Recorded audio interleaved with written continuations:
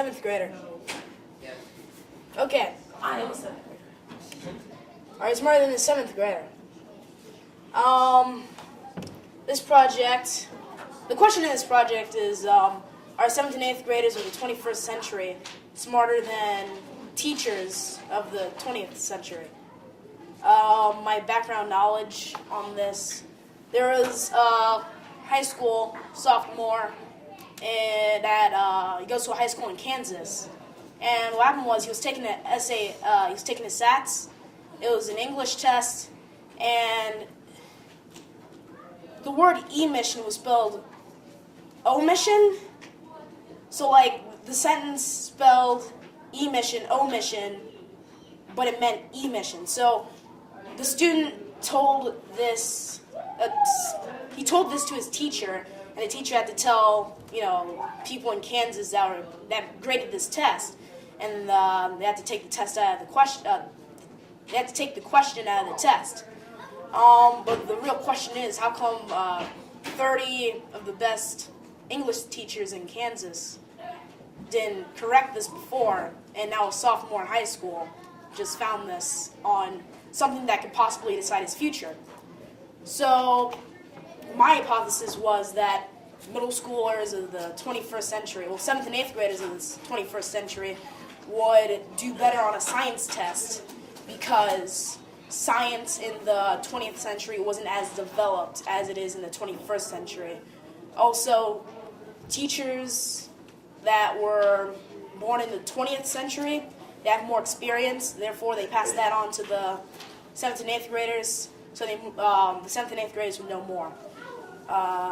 So my materials add 10 7th and 8th graders, add 10 7th graders and 10 8th graders.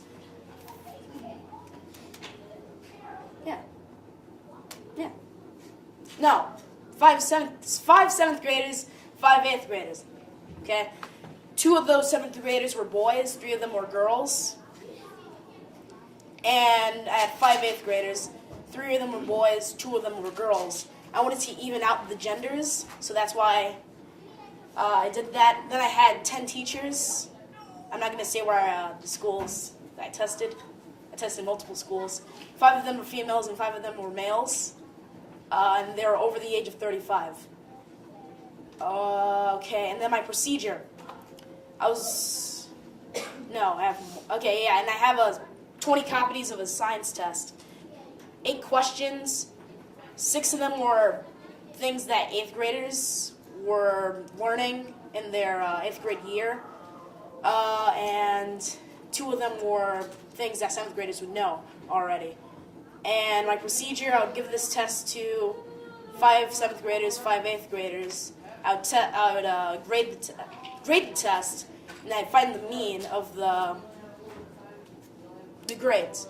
And then I do the same thing for the teachers. The results pretty good for the 7th and 8th graders. The teachers got an F.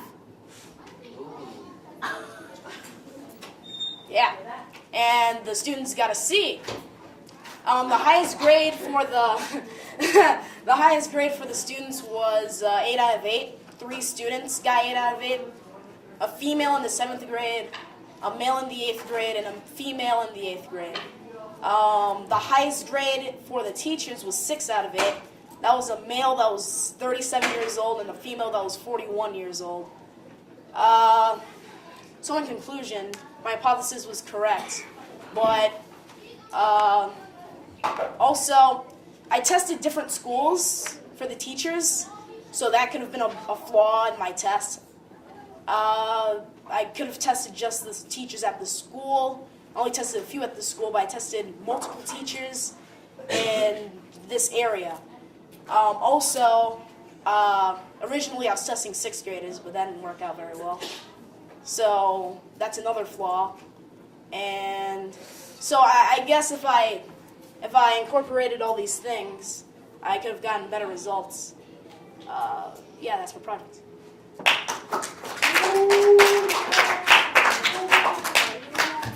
Brittany? Do you think that if you were to test adults that were under the age of 35, that are still teachers, they would perform better than adults over the age of 35? Yes, because I believe that, like I said, science would be more developed since they're younger. Therefore, they'll know more. So I think, teachers got an F. I think that if I tested teachers under the age of 35, they could have at least gotten to a D. Nate. Were they all science teachers? No. That's another flaw. Wait.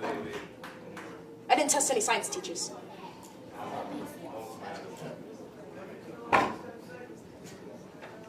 The 7th and 8th graders had studied it a couple years before, and the other teachers haven't studied it. Yes. But then if I gave it to science teachers, wouldn't they would have gotten a higher grade. Like they major in science, and they have students that are still learning science. No,